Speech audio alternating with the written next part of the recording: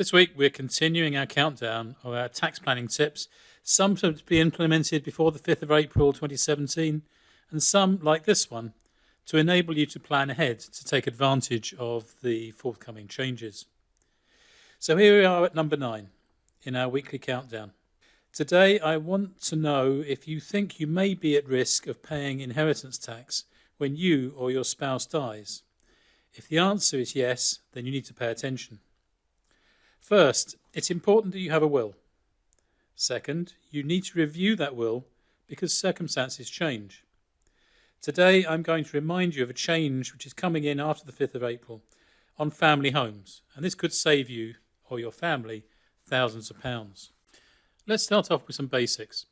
The inheritance tax nil rate band is currently £325,000, and for couples, if the nil rate band is not used on the first death, it is carried over and can be used on the second, potentially sheltering £650,000 of assets from inheritance tax.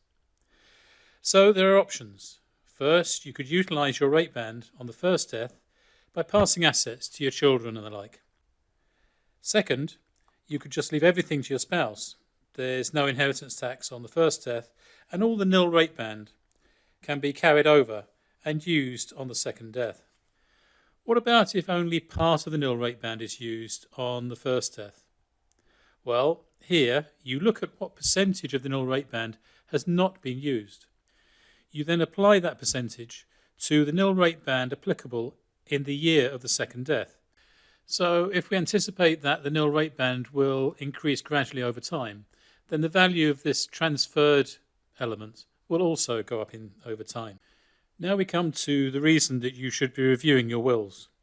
From the 6th of April, a new nil band will apply. Initially £100,000, where you leave the family home to your direct descendants, i.e. your children.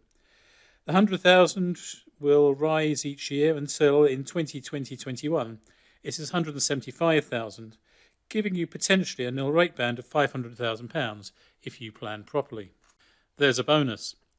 You can downsize your family home, you can cease to own a family home, and the residential nil rate band can still apply. So I've got two important questions for you. When was the last time you reviewed your will? And secondly, would gifting your family home to your children reduce the inheritance tax liability that they pay on your death? As always, if you think you could be affected, you should come along and speak to us. This, of necessity, is a very quick review, and it's important to discuss the application in the context of your own circumstances. I'm Alan Long from the Long Partnership, making life less taxing.